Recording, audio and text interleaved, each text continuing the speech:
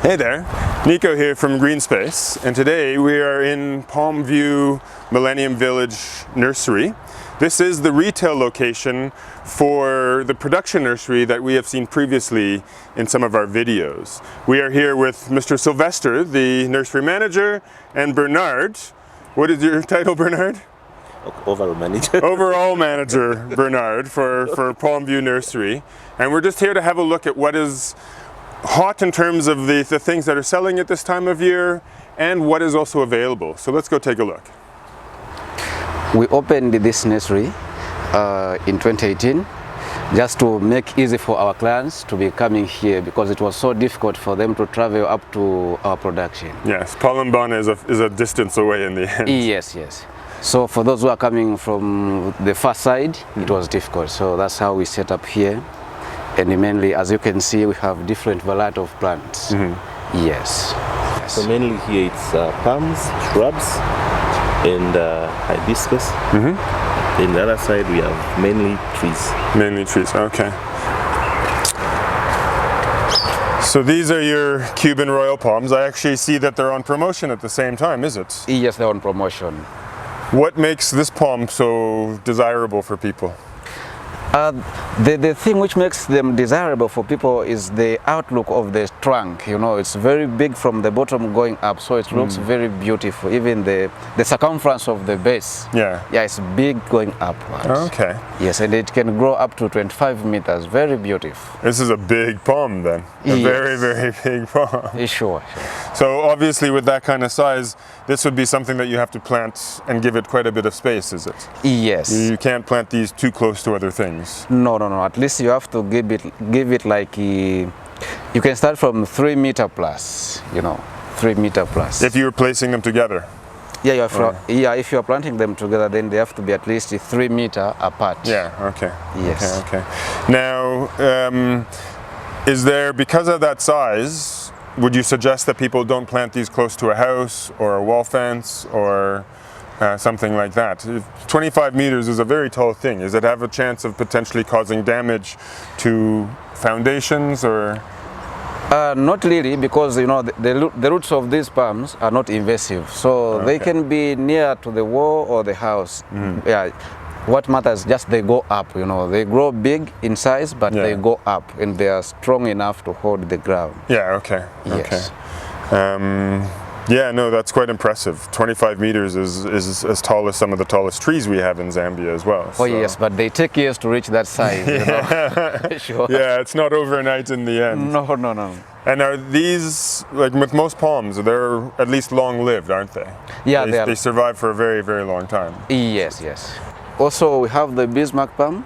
Okay, yes. Yeah, very beautiful and unique. As you can see, the color, and they need space because they also grow big. Yes, these also get to very, very big palms, don't they? Yes, so they need enough space, and they can be on their own. Like you don't need to plant maybe 10 or 5 or 10. You can only plant maybe 1 or 2. Then you put it at the center where you'll be able to appreciate it. You know, the way it creates a focal point. It ends up being a specimen item or specimen tree and stuff like that. These are amazing palms when they are growing, and actually they're quite lovely still at this age, where you see that kind of whitish green or bluish green kind of hint to the frond and stuff like that. If somebody is wanting to plant a Bismarckia, then again, same kind of question with the Royal Cubans, would people have to be worried about where to plant it so that it's not going to cause damage? You're saying it's a big palm. How big are we talking? It can grow up to 15 meters, but they also take years, you know. Yes. And as you can see, the outlook and the way it grows, so it takes time to grow for you to see the trunk. Yeah, because they also take off these branches, you know, as they are growing brown, then they have to come off, and you see the trunk going up. Yeah. Yes. So you don't need to worry about the root system. They are also not invasive. Oh, okay. Yes. Well, that's good. But you just then need to give it space for it to spread out, I suppose, too. Yeah. Because it's not going to be upright and thin. It's going to spread out. Yeah, the branches have to spread out like this. Sure. Okay. For those who want to make a majestic garden, you need this to can be get a fantastic focal point. Yes. Yeah, no, it's a lovely, lovely palm. Sure. Now, are these on trend as well, or do they not end up being unpopular? Because it is such a beautiful palm. I can imagine that they're always in demand, is it? Yeah, they're always in demand, and they are rarely found, you know. You can find it somewhere, but they are rarely, you know, because, yeah, even just the seed to germinate, they take sometimes 9 to 12 months. Yeah, I've heard that. So, you know, You've got to be patient. Yeah, patient enough to see it grow. Yeah. Sure. Oh, fantastic. Yes. All right, so we've now entered into the shade netting part of the nursery. Why do you have to shade these palms? Mainly these plants which are in here, we have some which can be on full sun and the semi-shade, like the Alexander can be on semi-shade or full sun. So we kept them here just because we don't have enough space out there. But the Pinanga Palm is mainly for semi-shade. This palm. Okay, so there are some palms like this one here. Yes. That need that semi-shade area. They'll burn, I suppose, if they're in too much sun, is it? Yes, yes. So these are special for semi-shade. But you can also plant them outside, as long as before planting you have to climatize the way we did to the flamethrower. Slowly get it used to a little bit more sun every day, every week, until it's able to stand there. The sun, yes. And then what are the other palms that you'd highlight in here that require shade, that things that cannot be in sun? We have the cascade palm, the Cataractarum, these ones. The Camadorias. Yes, yes. Yeah. So the Camadoria, Cataractarum. So these are mainly for semi-shade. When you plant them on full sun, they'll burn, and they can stand, though they won't be dark green. Yeah. Yes. So and they're also good for pots. Yeah, no, because I've seen actually people putting them into large cement pots and things like that they grow quite well. And this is about almost the height that it'll get to, is it? Does it get any taller? It can grow, the maximum height for this can go up to 1.5 2 meters, but they take time to reach that height because they are multiple plants, you know. Yeah. They have to make more babies, then the strength of going up, they'll just multiply in size. Yes. Yeah. Yes. So this is a fantastic one for those kind of shady locations. Yes. And what kind of are the water needs? Because I thought that this one was quite a thirsty palm. Am I wrong in that, or is it? Because of it being in semi-shade, meaning you just have to give a minimum of water. Okay. Yes. So that'll be quite good in the end. Yeah. So we are here at the Crotons. We have different varieties, as you can see. You got quite a nice selection of colorful and spotted and things along those kinds of lines. Are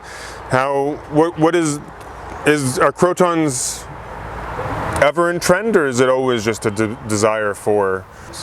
Yes, the Crotons are always on trend because of the nature of the color.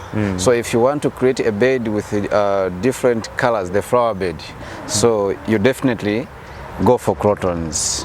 You just create a nice flower bed, yeah, with different colors. What are the conditions that Crotons will thrive in best?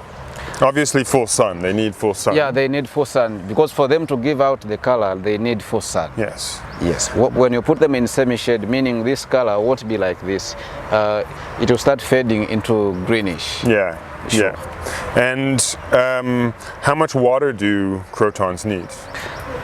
Since they'll be on full sun, open space, meaning they will need water. At least, you know, when you make a flower bed, we always mulch the flower bed. We fork the flower bed just to make the soil soft. And when you put we use organic compost. Then in organic compost, you get the earthworms, which will make the soil soft. Meaning, yeah, everything will be there. When you water, then the soil is soft. It absorbs water easily, it drains water freely, very quickly, and stuff like that as well. Yeah, so these are the hibiscus. We have different varieties, different colors, as you can see. And now that we're into the spring and summer season, I imagine they're actually starting to flower a lot more, isn't it? Yeah, actually they flower throughout. They only become dormant in winter. Yes. Although they flower, but they don't flower much in winter. But after winter, they flower, they'll give you continuously more flowers. Yeah. Yes, beautiful, beautiful flowers. Yeah. Some of these, you know, the flowers are so large and magnificent. And beautiful. This yes. one is pattern matched, did you say? Yes. Actually, I think I remember this one with the production nursery, and I really liked that kind of light spotting on the petals. Yeah, so this is a single giant petal. Yeah, we also have the almost breathless, the double giant petal. Is this one? Is this it here? Yeah, this one, yes. As you can see, double petal but giant, you know, very beautiful. Sure. Okay. So we also have our signature hibiscus, the standard, the pink butterfly. The pink butterfly. Yes. That's a lovely one. This is the most selling in terms of the hibiscus. And what, because these are actually quite large plants, would they get any taller, or is this approximately the size that they would be? They can grow taller than this, but for the nature of this hibiscus, they whip. Oh, okay. Yeah, yes. these are called whipping hibiscus standard, yes. Almost like what's happening here. Yes, instead of going upright, they whip like this. And they flower throughout. As long as when planting you give them enough compost and soil, do a good mixture, they will give you flower throughout. Yeah, so we also have the bed of paradise, which one will mostly need in the garden. Yeah, they produce the orange flower, which has the flower is like the head of the bed, you know, very with those unique. nice blue highlights in there as well. Yes. And are you sure that this is the orange one and not Mandela's gold? No, this is the this is the normal, the normal one, orange one. Sorry. The orange one, yes. Sure. Yeah, no, they are lovely plants. I've got a nice mature sized one that's maybe about 2 meters, a little more than 2 meters tall, but it's huge spread now because it's old, very, very old with this. Oh yeah. So we also have the cigarette bush, which is always in flower. Very nice bush. It can grow big, but you can also prune it. I think I've also heard this called something like the firework shrub or something like that as well, because of the way that the flowers come out, they look like little fireworks effectively. Oh yeah, sure. But I imagine the birds are actually quite happy with this. These are sunbirds and things like that. Yeah, the sunbirds, you know, coming to suck the nectar from. This would be a good one for feeding sunbirds and things like that. Yes. We also have the beautiful shrub here, the yesterday, today, and tomorrow. The other name is Bouganvillea. Yeah. These ones have the lovely display of the 3 different colors all at the same time. Yes, so they'll start in deep purple, they come in this color, and the whitish. And fade to finally white and stuff like that, yeah. So they're also beautiful. If you want to create like the scented garden, you know, with nice fragrance. It has a fantastic fragrance, doesn't it? Yeah, it has, sure. So you go for this. Now, with yesterday, today, and tomorrow, what kind of conditions does it thrive in best? On full sun. So it is full sun as well? Yeah, full sun as well, yes. Okay. But then I've also seen you got actually quite a selection of begonias here as well.